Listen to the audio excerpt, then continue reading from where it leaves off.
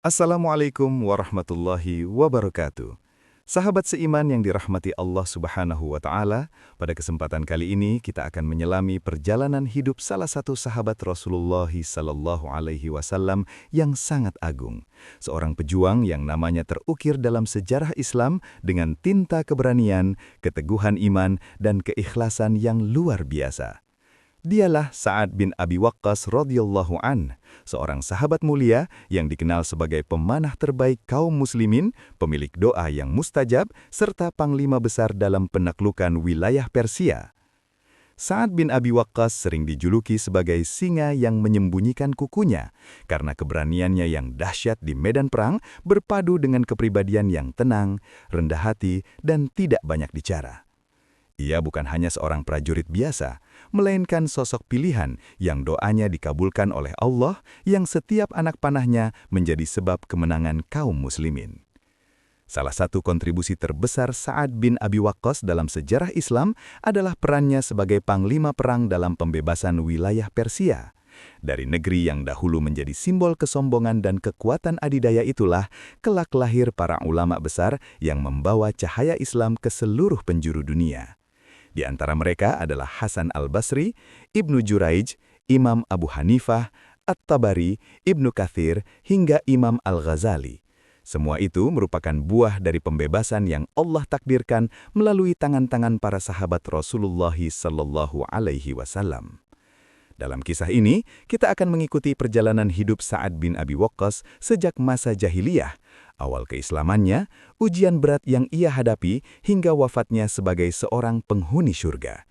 Maka marilah kita simak kisah ini hingga tuntas, agar kita bisa mengambil pelajaran dan hikmah dari kehidupan seorang sahabat besar Rasulullah Sallallahu Alaihi Wasallam. Kelahiran dan masa muda. Sa'ad bin Abi Waqqas dilahirkan pada tahun 595 Masehi, sekitar 16 tahun sebelum Nabi Muhammad Sallallahu Alaihi Wasallam diangkat menjadi Rasul. Ia berasal dari keluarga terhormat di Makkah. Ayahnya bernama Abu Waqqas Malik bin Wahab, seorang pedagang kaya yang dikenal dermawan dan disegani oleh masyarakat Quraisy. Ibunya bernama Hamnah binti Sufyan, seorang wanita kuat, tegas, dan berasal dari keluarga terpandang. Perlu diketahui bahwa ayah Sa'ad memiliki hubungan kekerabatan dengan ibunda Nabi Muhammad.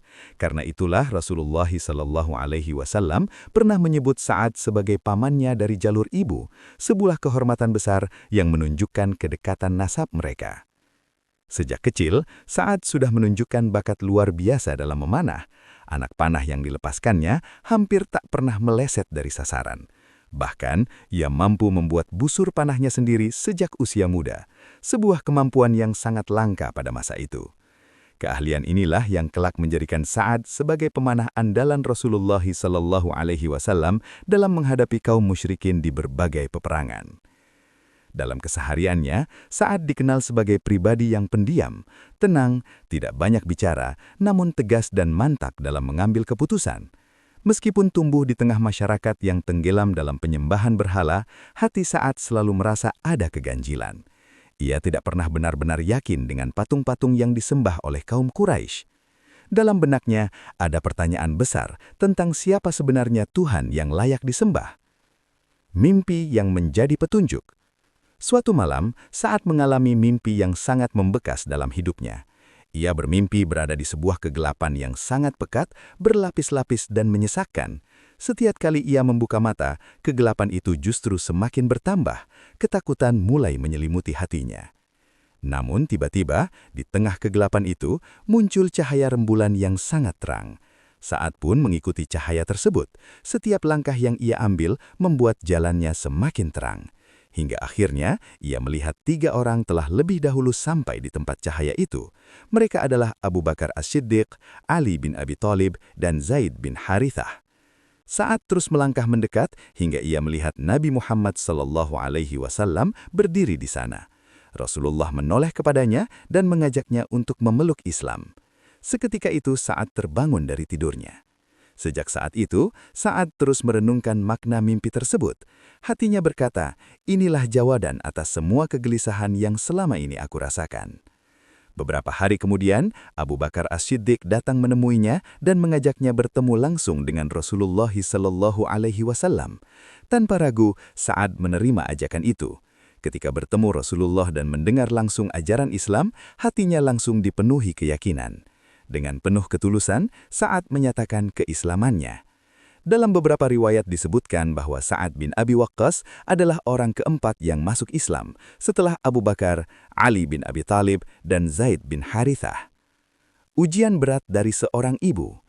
Namun kebahagiaan iman itu segera diuji. Kabar keislaman Sa'ad tersebar di seluruh Mekah dan sampai ke telinga ibunya Hamnah binti Sufyan. Mendengar hal itu, Hamnah sangat marah. Ia merasa Sa'ad telah mencoreng kehormatan keluarga dan mengkhianati ajaran leluhur. Dengan nada keras, Hamnah berkata, "Wahai Sa'ad, agama apa yang kau ikuti?" Sa'ad menjawab dengan lembut namun tegas, "Wahai ibuku, inilah agama Islam, agama yang mengajak untuk menyembah Allah, Tuhan pencipta segala sesuatu, termasuk berhala-berhala yang disembah oleh kaum Quraisy." Mendengar jawaban itu, Hamnah semakin murka. Ia bersumpah tidak akan makan dan minum sampai Sa'ad meninggalkan Islam. Ia yakin kasih sayang Sa'ad kepadanya akan membuatnya luluh. Hari demi hari berlalu, Hamnah benar-benar tidak menyentuh makanan dan minuman. Tubuhnya mulai melemah. Namun iman Sa'ad telah dikokohkan oleh Allah. Dengan penuh keteguhan, ia berkata, "Wahai ibuku, andai kau punya 100 nyawa, lalu satu persatu keluar dari tubuhmu demi memaksaku meninggalkan agama ini, aku tetap tidak akan berpaling." Peristiwa inilah yang menjadi sebab turunnya surah Luqman ayat 15 sebagai pembelaan Allah kepada Sa'ad bin Abi Waqqas. Keutamaan Sa'ad bin Abi Waqqas. Sa'ad bin Abi Waqqas termasuk dalam 10 sahabat yang dijamin masuk surga. Rasulullah SAW bersabda, Abu Bakar di surga, Umar di surga, Uthman di surga, Ali di surga, dan Sa'ad bin Abi Waqqas di surga. Selain itu, Sa'ad adalah sahabat yang doanya didoakan langsung oleh Rasulullah. Doa tersebut dikabulkan oleh Allah hingga Sa'ad dikenal sebagai sosok yang doanya mustajab. Kisah demi kisah tentang kedahsyatan doanya tersebar di kalangan tabi'in. Bahkan Khalifah Umar bin Khattab pun sangat menghormati dan berhati-hati terhadap doa Sa'ad. Pahlawan perang dan penakluk Persia. Sa'ad tidak pernah absen dalam peperangan bersama Rasulullah. Dalam perang Uhud, di saat keadaan genting dan Rasulullah terancam, Sa'ad berdiri di sisi beliau dan menghujani musuh dengan anak panah. Rasulullah bersabda kepadanya, "Panahlah wahai Sa'ad, demi ayah dan ibuku sebagai tebusannya." Kalimat ini hanya diucapkan Rasulullah kepada Sa'ad. Puncak peran Sa'ad terjadi pada masa Khalifah Umar bin Khattab ketika ia ditunjuk sebagai panglima perang penaklukan Persia. Dalam kondisi sakit parah, penuh bisul di tubuhnya, Sa'ad tetap memimpin pasukan dari atas tempat tinggi. Dengan izin Allah, pasukan muslimin memenangkan perang Qadisiyah, membunuh panglima Persia Rustum dan menaklukkan ibu kota Persia Madain. Bahkan sungai besar yang menghadang berhasil mereka seberangi dengan kuda-kuda mereka, sebuah peristiwa yang membuat Raja Persia berkata, "Yang kita hadapi bukan manusia, melainkan bangsa jin." Akhir kehidupan seorang pahlawan. Sa'ad bin Abi Waqqas wafat pada tahun 54 Hijriah.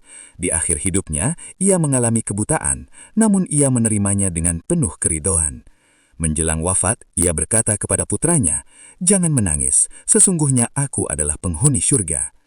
Maka wafatlah Sa'ad bin Abi Waqqas, seorang sahabat agung, pemanah Rasulullah, panglima penakluk Persia, dan teladan keteguhan iman sepanjang zaman.